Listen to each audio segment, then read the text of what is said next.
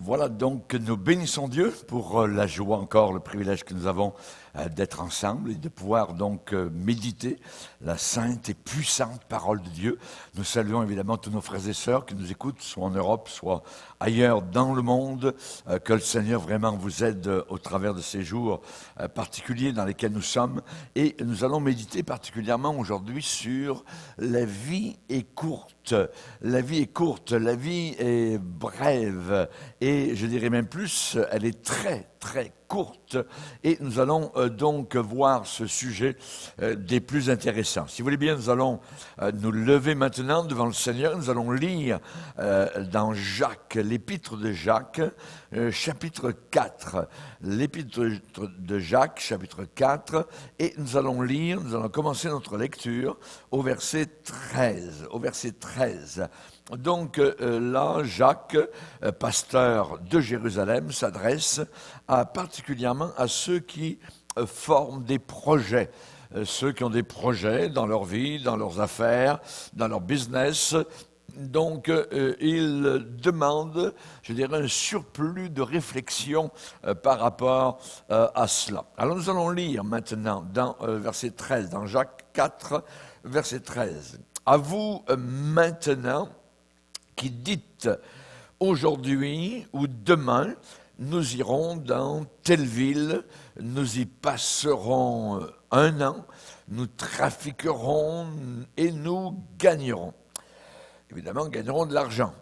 Vous, dit Jacques, vous qui ne savez pas ce qui arrivera demain, car qu'est-ce que votre vie? Et là, il va donner donc des exemples, des métaphores, et il va dire particulièrement, vous êtes une vapeur qui paraît pour un peu de temps et qui ensuite disparaît. Vous devriez dire, au contraire, si Dieu le veut, nous vivrons et nous ferons ceci ou cela. Mais maintenant, vous vous glorifiez dans vos pensées orgueilleuses. C'est chose mauvaise que de se glorifier de la sorte. Voilà, nous allons arrêter notre lecture ici. Nous allons demander au Seigneur d'apporter sa bénédiction sur notre réflexion. Seigneur, nous voulons te bénir. Nous voulons vraiment, Seigneur, placer ces moments entre tes mains, car tu es le Dieu vivant, le Dieu puissant, celui qui a notre souffle entre tes mains. Nous ne pouvons rien vis-à-vis de cela. Nous savons que tu es le maître total de notre vie.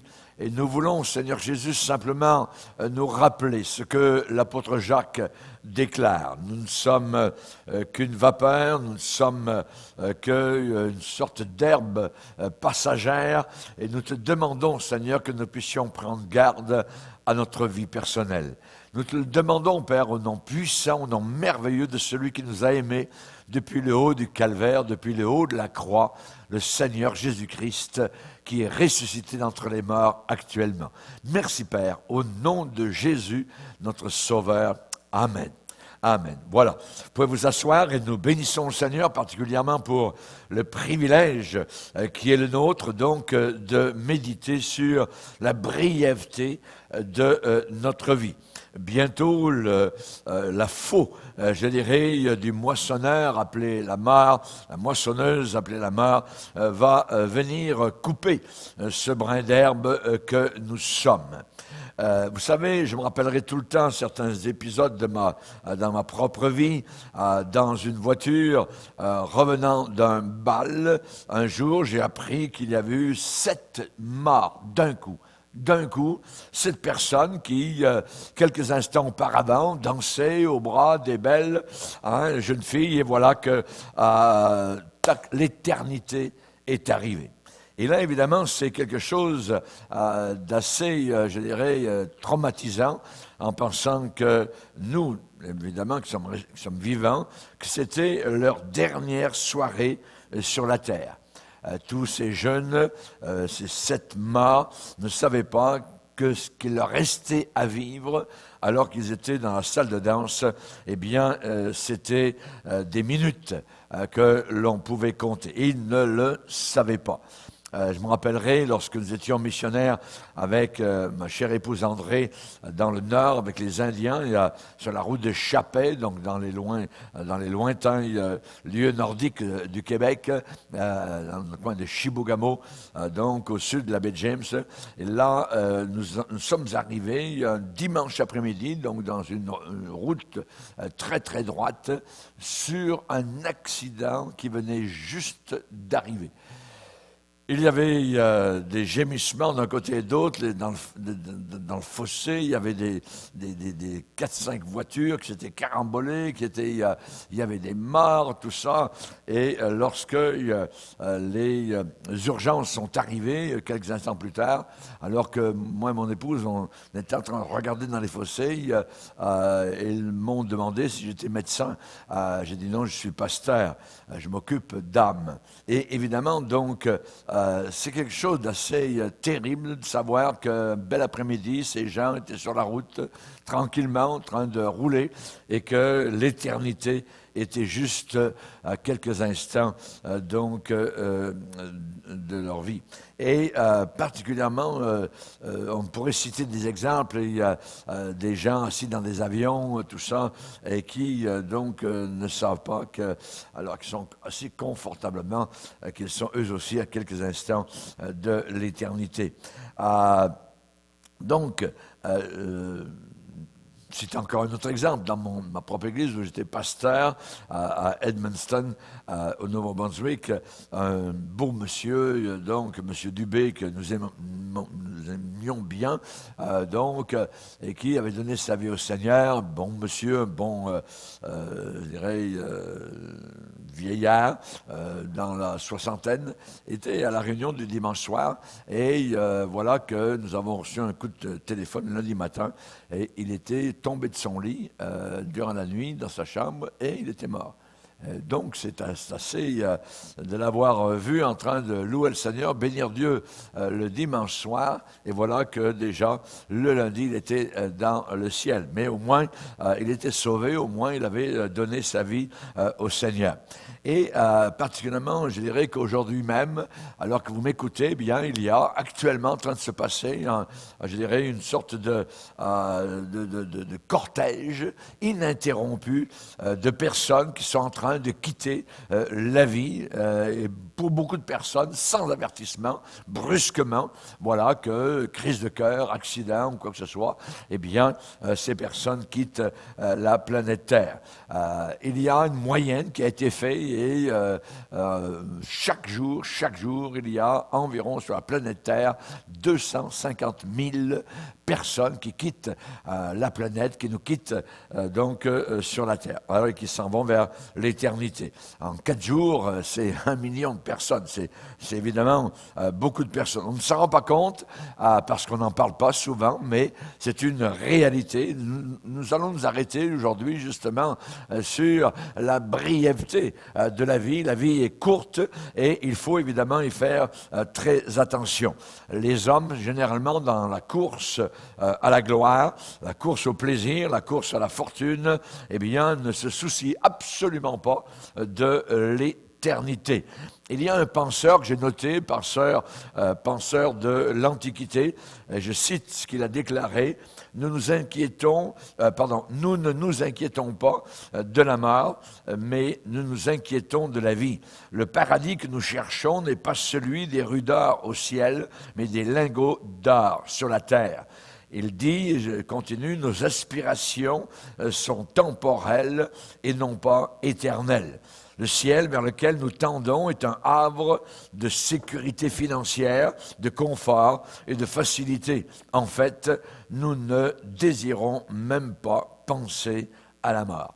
Et c'est vrai, il a raison, donc ça veut dire que ce penseur de l'Antiquité, ça fait longtemps, eh bien, au travers de tous les siècles, eh bien, c'est encore aujourd'hui la même chose. La même chose.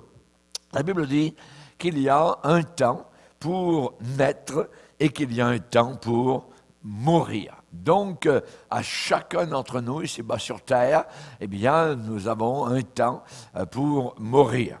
La petite pompe que nous avons dans notre poitrine, appelée le cœur, qui pompe évidemment donc le sang qui circule au travers de notre système sanguin, de nos veines, eh bien, un jour, la pompe va s'arrêter. Il y a un temps pour naître et il y a un temps pour mourir. Dans la parole de Dieu, on est étonné de voir la longévité de la vie dans la Genèse. Les gens, généralement, vivaient donc des centaines d'années. Donc, la personne rapportée dans les Saintes Écritures qui a vécu le plus longtemps, eh bien, c'est Métuséla, qui a vécu 969 ans. Ça veut dire quasiment un millénaire. Et là, donc, évidemment, c'était des gens qui vivaient très, très longtemps. On a des gens dans Genèse, chapitre 5, qui nous sont cités, 900 ans, 930 ans, 912 ans, 910 ans, 895 ans, 962 ans. Donc, on a des personnes qui vivaient très longtemps. Mais à la fin de leur vie, il y a ce leitmotiv qui revient régulièrement avec 3 mots, puis il mourut. Tous les jours qu'Adam, par exemple, a vécu 930 ans, puis il mourut. 7, donc, qui a vécu 912 ans, puis il mourut. On a Enoch, qui a vécu 905 ans. Tous les jours d'Enoch furent de 905 ans, puis il mourut. Donc, on a toujours donc, ces 3 mots qui viennent tôt ou tard à la fin d'une vie. Puis il mourut. Et à la fin de ta vie aussi, eh bien, après ton nom, on va pouvoir dire un tel a vécu tant d'années, puis il mourut. Puis il mourut. Nous allons tous passer par donc cet événement appelé la mort.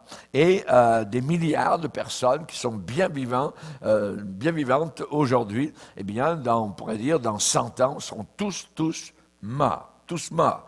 La Bible est claire, il est réservé aux hommes de mourir une seule fois. Vous n'allez pas vous réincarner et ensuite mourir plusieurs fois et ainsi de suite dans un cycle infernal. Absolument pas. Vous allez donc mourir une seule fois. La Bible est très claire, elle est spécifique par rapport à ce sujet-là. Il est réservé aux hommes de mourir une seule fois, après quoi vient le jugement. Après quoi vient le jugement. Et les cimetières autour de la planète Terre sont témoins de ces paroles de la Bible. Il est réservé aux hommes de mourir une seule fois. La science, aujourd'hui, par exemple, est en train de dépasser les limites de notre planète. La science, actuellement, est en train de pénétrer à l'intérieur du cosmos, mais nous sommes toujours plus attachés à la Terre. À la terre, voyez. Et aujourd'hui, on entend très peu de sermons, très peu de prédications sur le ciel, sur l'enfer, ou sur la mort. Et pourtant, il faut en parler. La conception générale, je dirais, autour de nous, c'est que tout se termine à la mort.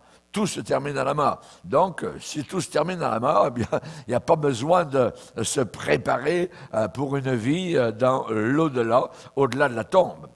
Et pourtant, la Bible, qui est la parole de vérité, la Bible, eh bien, parle de beaucoup d'endroits sur la rapidité avec laquelle la vie sur Terre, eh bien, s'écoule. Et donc, la nécessité, en même temps, de se préparer pour l'éternité. Il y a un verset dans la Bible qui dit « Prépare-toi », pas les autres, mais toi, prépare-toi à la rencontre de ton Dieu. Tu vas rencontrer le Créateur. Je vais rencontrer un jour le Créateur. Donc, c'est quelque chose d'inimaginable, de formidable, de glorieux ou de terrifiant pour ceux qui ne sont pas préparés, qui ne sont pas sauvés. Mais la Bible dit, prépare-toi. Donc, il y a une préparation personnelle à accomplir pour se présenter devant notre Créateur. Il y a un vieux dicton, et vous le connaissez certainement, un vieux dicton qui dit qu'il y a deux choses qui sont certaines ici-bas, eh bien c'est la mort et les impôts. Donc, nous mettons de côté pour payer nos impôts, rendez à César ce qui est à César, mais nous oublions de rendre à Dieu ce qui est à Dieu. Donc, c'est-à-dire que nous négligeons la question beaucoup plus importante, la mort et ce qui vient après la mort, après la mort. Donc, la mort s'approche rapidement. Très rapidement, très rapidement. Le riche, ici-bas sur terre, avec tous ses lingots d'or, avec tout son argent, avec son compte en banque bien rempli, le riche, eh bien, ne peut même pas acheter un sursis pour la condamnation qui l'attend. Et le pauvre, eh bien, de son côté, lui, le pauvre ne peut même pas mendier un jour de plus au spectre de la mort qui le suit du berceau jusqu'au tombeau. Alors, nous allons nous arrêter sur ce que Jacques déclare pour réfléchir. Qu'est-ce que Jacques dit?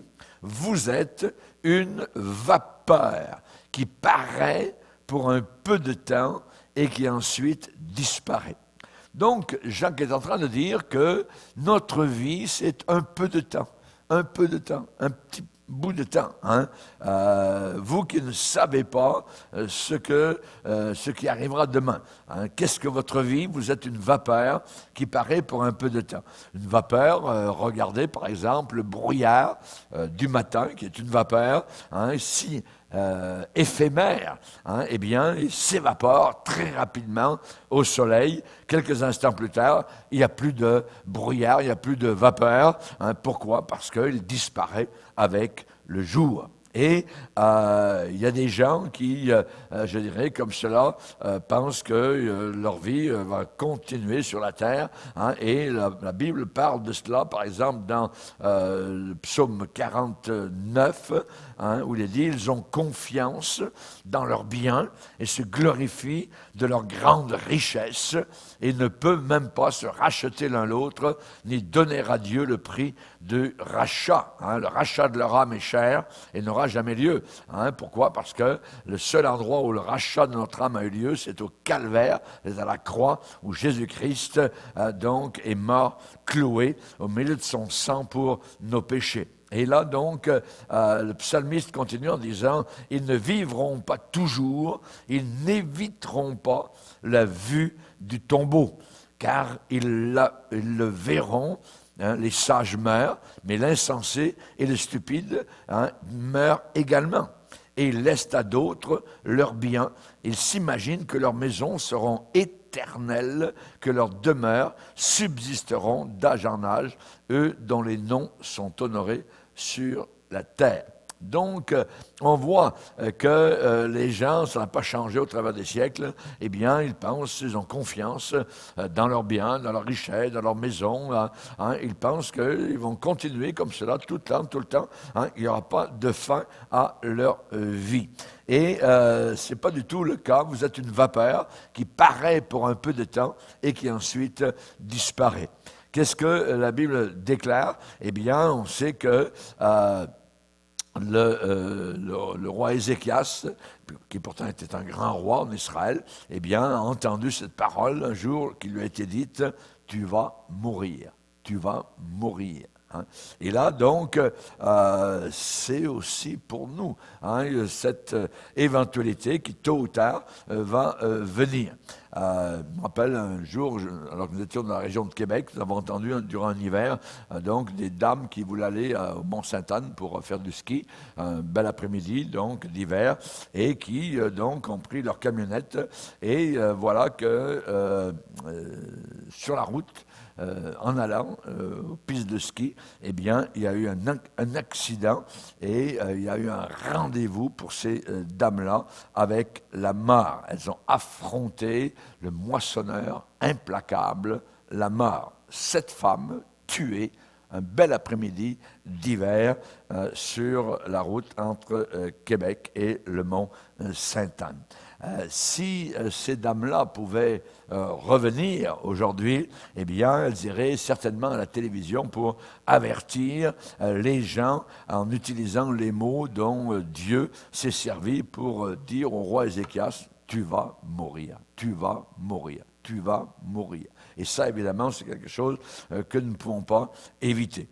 Si les hommes pensaient un peu plus à la mort, pensaient un peu plus à l'éternité et au jugement, eh bien, nous mènerions une vie plus sainte et plus consciente de l'existence du Seigneur.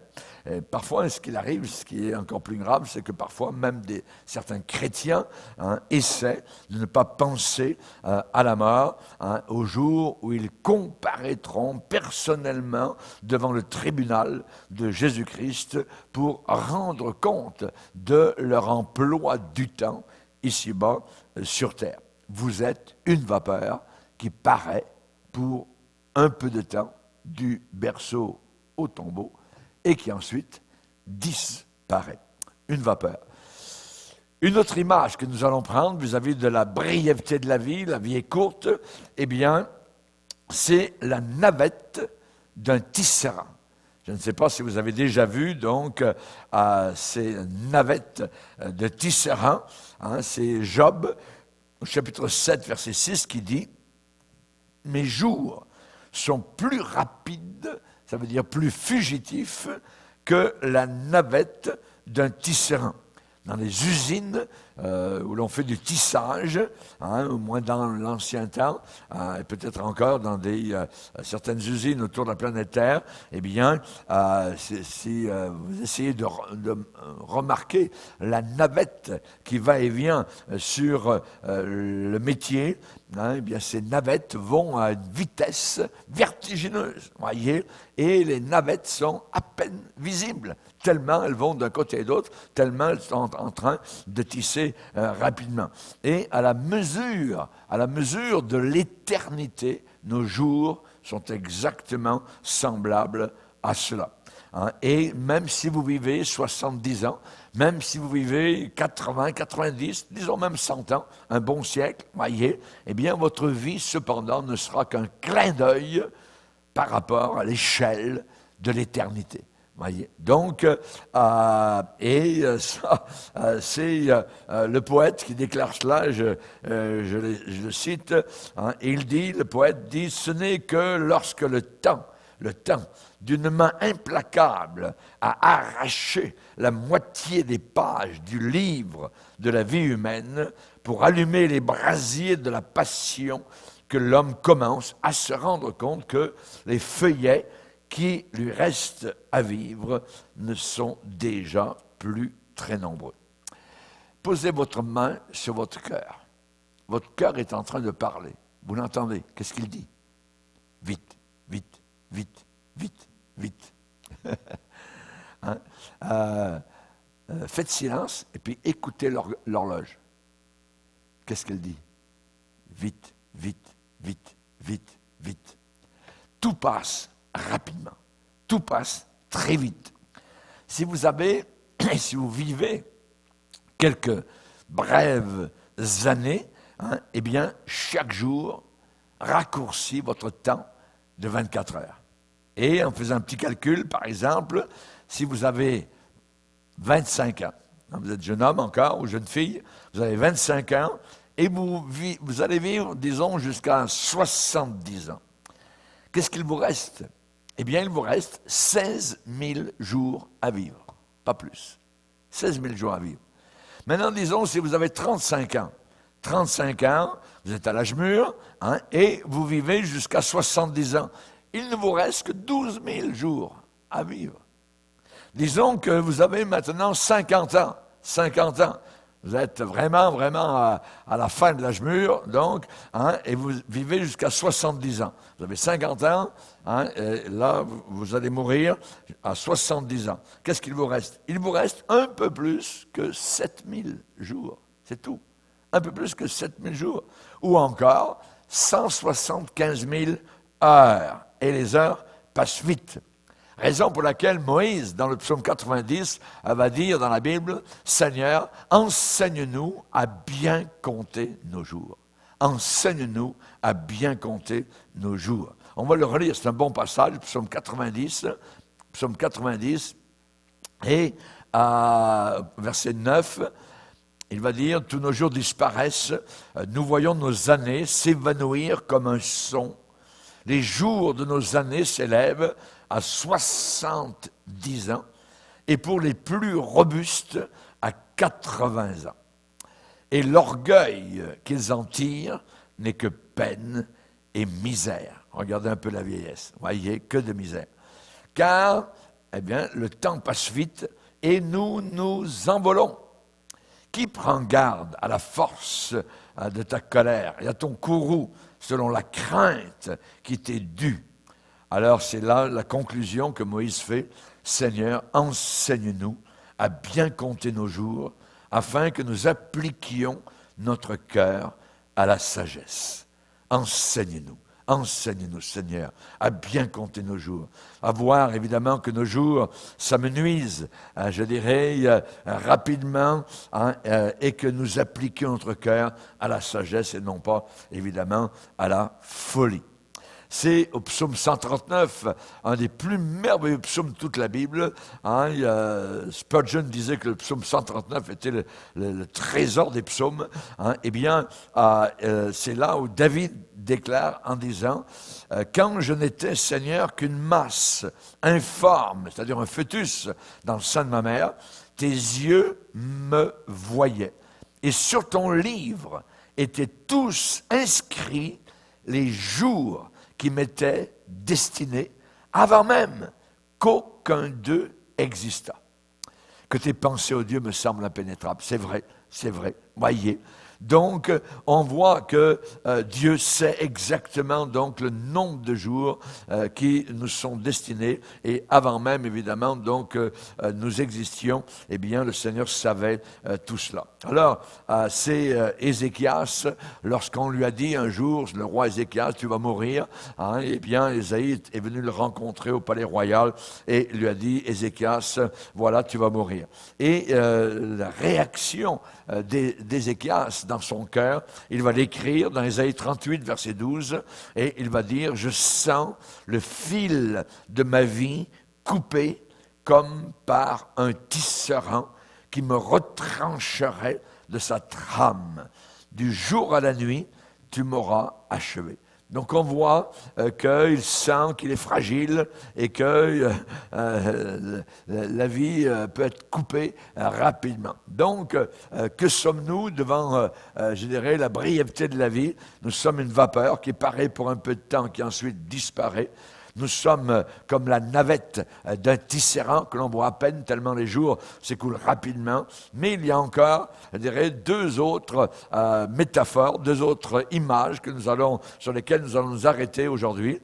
C'est donc David qui dit dans 1 Chronique 29, verset 15, il parle au Seigneur, il va dire « Seigneur, nos jours sur la terre sont comme une ombre. » Comme une ombre. Voyez, donc le monde n'est pas une demeure permanente. Voyez, donc soit que l'on vive dans un palais, une très belle maison ou dans une cabane, quel qu'il en soit, quelle que soit la valeur de la propriété, quel que soit le prix, eh bien c'est seulement, uniquement je dirais, une habitation temporaire. C'est simplement pour un court temps ici-bas sur cette terre. Votre vie est seulement une ombre fugitive sur l'horizon de l'éternité. Sur l'horizon de l'éternité. C'est dans Hébreux 13 où l'auteur de l'Épître aux Hébreux va déclarer « Nous n'avons pas ici-bas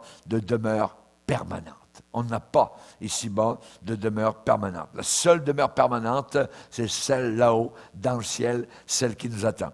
en 1683, alors qu'on emmenait quelqu'un à l'échafaud en Angleterre. Sir William Russell, voyez, a été conduit à l'échafaud et donc arrivé devant l'échafaud, il a sorti de sa poche une montre de sa poche et il l'a tendue au médecin assistant et il a déclaré voulez-vous vous charger de cette montre et la garder? Maintenant, je n'en aurai plus besoin, car j'ai maintenant affaire avec l'éternité. C'est vrai. Donc, nous pourrions donner sur notre lit de mort toutes nos horloges, tous nos petits cadrans. Pourquoi? Parce que une fois le passage de la mort passée, eh bien, c'est l'éternité sans fin qui commence. Pour chacun de nous, le temps s'enfuit, que nous le reconnaissions ou non, eh bien, nous avons affaire avec l'éternité. Job, dans sa réflexion, Job 14, versets 1 à 5, va déclarer « L'homme né de la femme, sa vie est courte, sans cesse agité. Il naît et il est coupé comme une fleur. Il fuit et disparaît comme une ombre. Ses jours sont fixés. Tu as compté, Seigneur, ces mois. Tu as marqué le terme qu'il ne saurait franchir. » Combien ces paroles sont vraies et combien elles ont leur pesant d'or. Voyez, l'homme né de la femme, une vie courte, sans cesse agité d'un côté et d'autre, si bas sur cette terre, que de souffrances, de difficultés. Voyez, on naît, ensuite, toc, on est coupé comme une fleur, nous fuyons, nous disparaissons comme une ombre. Voyez, c'est l'image, l'ombre, comme une ombre. Hein. Donc, pour chacun de nous, le temps s'enfuit. Dieu a fixé, c'est lui seul qui a fixé le moment exact où nous devrons quitter la terre. Hein, et Dieu a marqué le terme que nous ne saurions franchir. C'est Job qui déclare cela. Hein, tu as marqué le terme qu'il ne saurait franchir. Notre premier but dans la vie, c'est quoi? Le premier but dans la vie, ça serait normalement nous préparer à mourir. Nous préparer à mourir. Et je suis certain que quand un homme est prêt à mourir, alors il est prêt à vivre. Une ombre, voyez. Donc on a vu différents aspects, donc comment la Bible démontre notre vie, une vapeur qui paraît pour un peu de temps et ensuite disparaît, la navette d'un tisserand qui va rapidement, une ombre passagère, fugitive, et nous avons une dernière image, c'est l'herbe. L'herbe, hein. Dans le psaume 103, verset 15, il est dit, l'homme, eh bien ses jours sont comme l'herbe. Il fleurit comme la fleur des champs, et lorsqu'un vent passe sur elle, elle n'est plus. Et le lieu qu'elle occupait ne la reconnaît plus. Donc, nous avons, au travers de notre vie, différents stages, différentes étapes. Et qu'est-ce que notre vie est composée de quoi? Eh bien, notre vie est composée tout d'abord de l'enfance. Après l'enfance, il y a la jeunesse. Après la jeunesse, il y a l'âge mûr. Et après l'âge mûr, il y a, normalement, la vieillesse. Ce sont, on dirait, de façon générale, de façon généralisée, hein, les 4 étapes de notre vie. L'enfance, la jeunesse, l'âge mûr et la vieillesse. Ce sont les chapitres rapides, brefs, de l'histoire de la vie. Alors, si vous y réfléchissez un temps soit peu, hier, hein, eh bien, qu'est-ce que nous faisions? Eh bien, nous étions en train de courir hier, les pieds nus, hein, dans les champs, avec l'insouciance d'un enfant. C'est pas très loin. La jeunesse est arrivée avec ses joies mélangées, hein, ses merveilles, hein, il y a la douceur de vivre, et soudain, nous nous sommes rendus compte qu'on était devenus adultes. Et là, les fleurs de la vie étaient au plein épanouissement, hein, mais déjà, environ la moitié de nos jours étaient écoulés.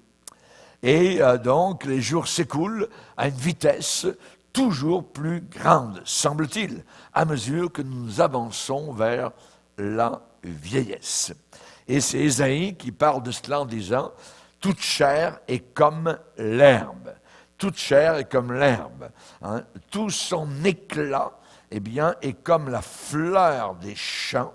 L'herbe sèche, la fleur tombe quand le vent de l'Éternel souffle dessus. » La vie est une grande incertitude.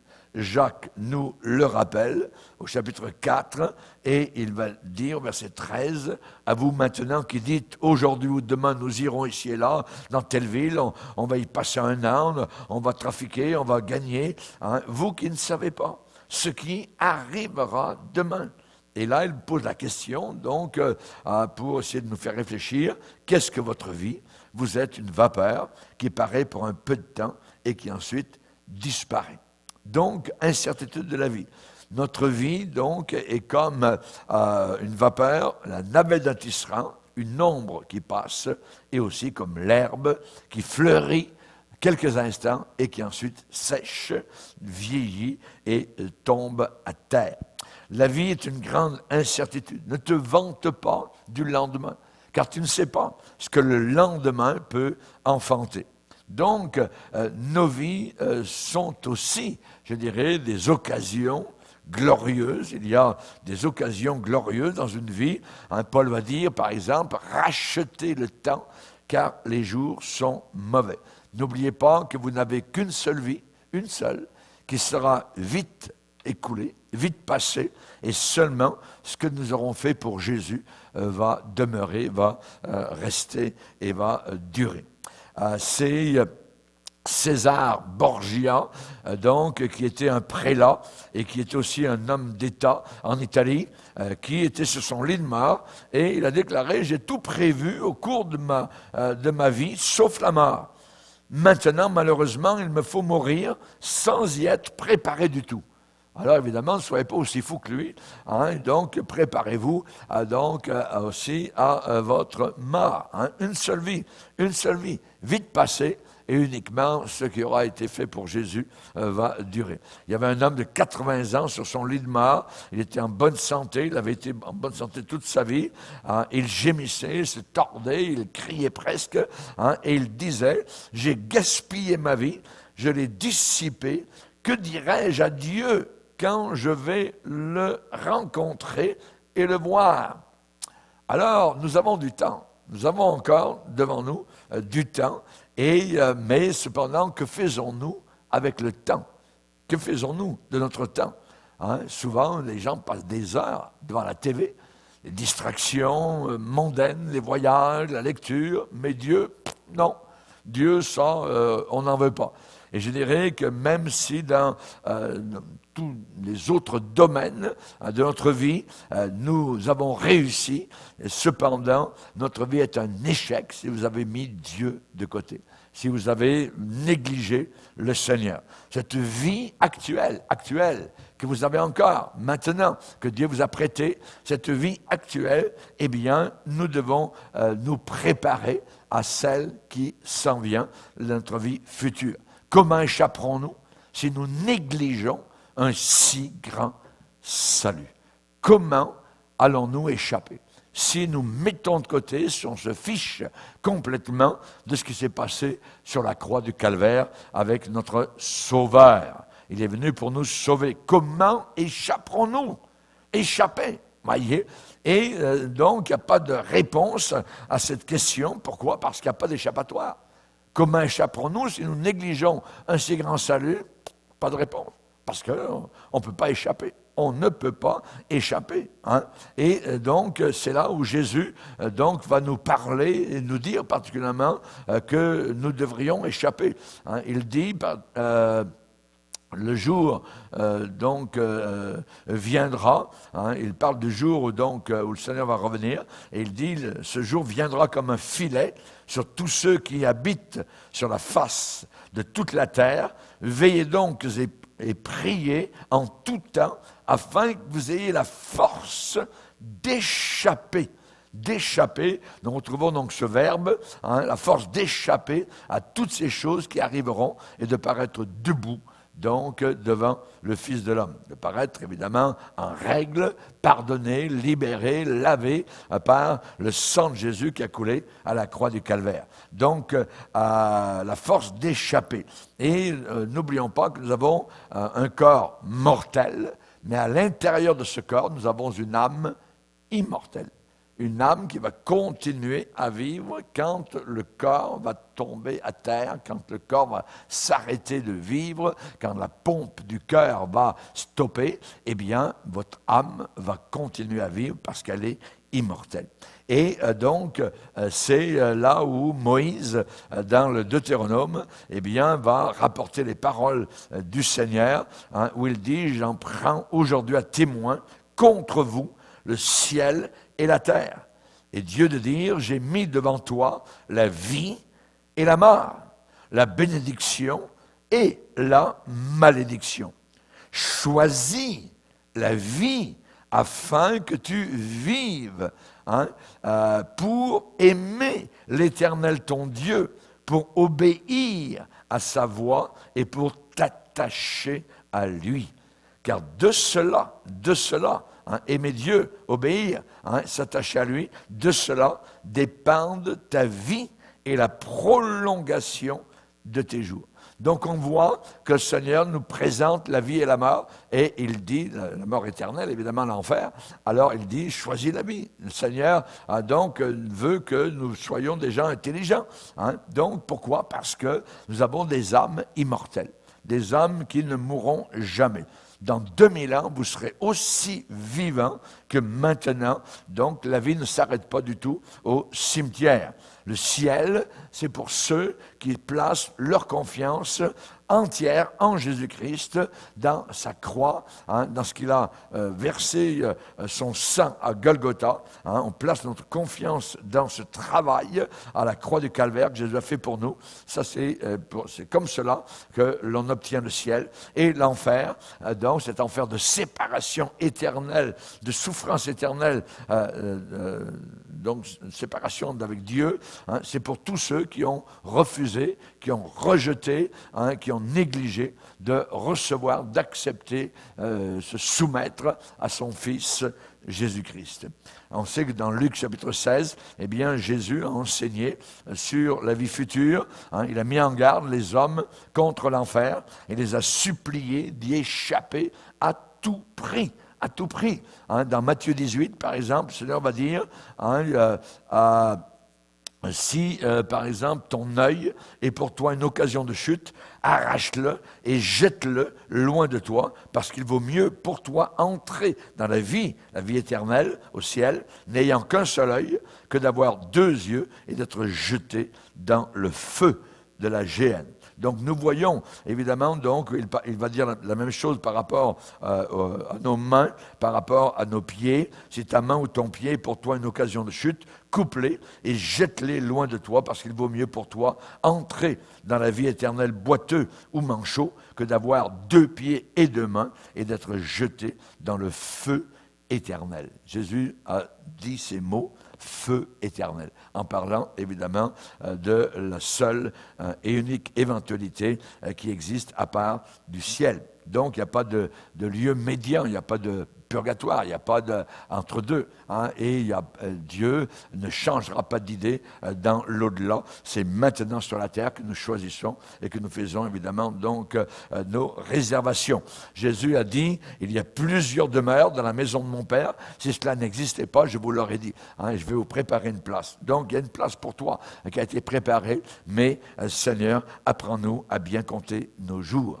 Donc chaque homme, au fond, au tréfonds de lui-même, eh bien, a foi dans l'immortalité. Chaque homme sait qu'après la mort, s'il veut être honnête avec lui-même, eh bien que ce n'est pas fini. Par exemple, même Victor Hugo, tout le monde connaît évidemment Victor Hugo, il a dit « Je sens en moi la vie future ». Je sens en moi la vie future. Cyrus, évidemment, donc dans l'Ancien Testament, on parle de Cyrus, et on cite ce qu'il a déclaré. Et il dit, Cyrus a dit, je ne peux pas m'imaginer que l'âme ne vive que lorsqu'elle reste dans un corps mortel. Il a raison, il avait raison. Et certains peut-être connaissent l'Américain Emerson, qui a influencé beaucoup de personnes à l'époque, dans les années 1800. Eh bien, Emerson a dit « La preuve éclatante de l'immortalité réside dans notre insatisfaction face à toute autre conclusion. » Dieu permet que nous soyons, je dirais, d'une certaine manière, insatisfaits. Pourquoi? Parce que la seule satisfaction que nous attendons, qui est totale et vraie, c'est là-haut dans le ciel. Donc, il y a en nous cette pensée de l'immortalité. C'est Salomon, dans le livre de l'Ecclésiaste, qui dit que Dieu, dans tout être humain, il a mis la pensée de l'éternité. La pensée, donc, de l'éternité. Jésus, donc, a enseigné sur la vie future. Et là, donc, parler de cet homme, deux hommes qui ont vécu sur la terre et qui sont retrouvés dans l'éternité.